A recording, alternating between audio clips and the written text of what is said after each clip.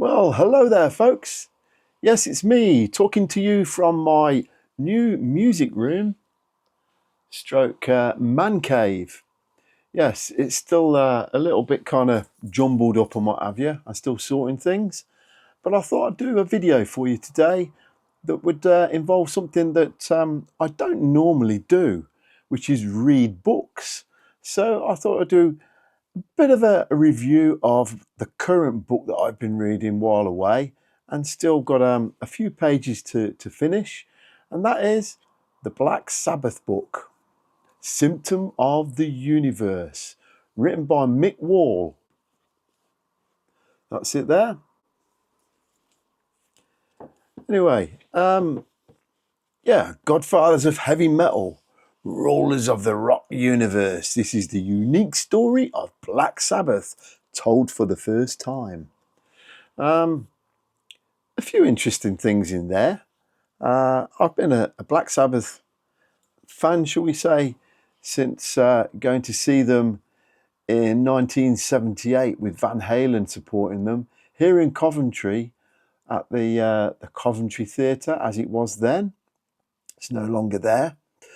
But yeah, I went off the back of hearing and seeing on Top of the Pops the band playing the song Never Say Die. If it wasn't for that song, I probably wouldn't have gone to see them. But it really appealed to me, and it got me into the music scene a lot more than some of the bands and artists that I was into at the time. But yeah, back to the book. It was quite interesting to find quite a long piece written about Randy Rhoads within the book, and very surprising really to find how heavily the whole band were into the drugs, the drink, etc.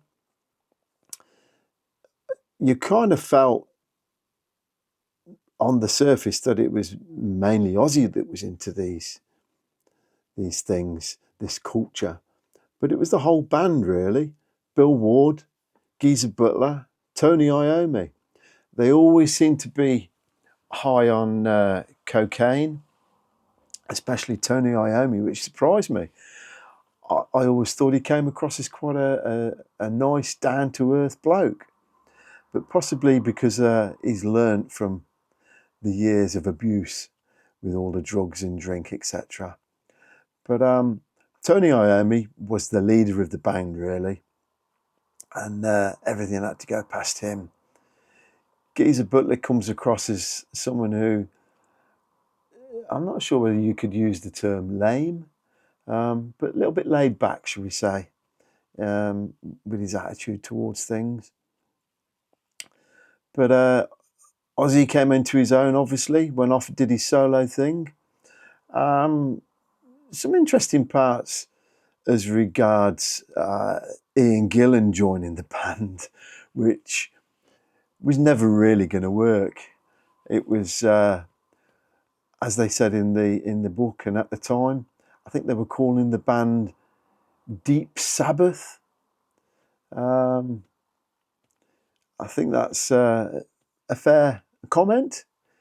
They were kind of mixing the two bands up. But Ian Gillan, though, comes across as a bit of an arsehole, to be honest, in it. He was one of my heroes as well, one of my musical heroes when he was in the band Gillan. But I've heard stories about him towards the end of Gillan, where he basically walked off at the end of their last gig and never spoke to the guys in the band again after that. But he was one of these that they liked to play pranks as well. And throughout this book, you can also note that the band liked to play a lot of pranks on Bill Ward, especially. I won't go into all the details of some of these pranks, because if you're going to read the book, it'll ruin it for you. But Bill Ward definitely had a lot of pranks played on him, including setting his beard on fire. That's one of them for you. But yes, and he was taken over by the drugs and the drink and what have you. Pretty much lost everything that he had. Although he did return to the ranks and played drums a few times, I think that the lifestyle took over more than it should have done.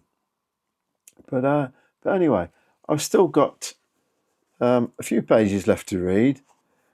I don't think it takes me right up to the present, obviously, because the book is a little bit old now. But definitely got some more singers lined up in the book there that I'm intrigued to read about. Ronnie James Dio as well. He's in the book, and he played quite a big part in getting the band back on its feet during the Neon Nights era. Yeah, it's quite interesting. And yeah, Dio went off obviously to form his own band, using all the rainbows and Dungeons and Dragons lyrics, etc., that were kind of spawned in Rainbow and then followed on in Black Sabbath. If you like Sabbath, it's a good little read. As I say, I've still got some more left to read, but I just thought I'd give you a little bit of a lowdown on that. Black Sabbath, Symptom of the Universe. Mick Wall, he's written for Kerrang, Sounds, etc. over the years. Very knowledgeable in his approach and his insight into the band. And obviously, he was a good friend also.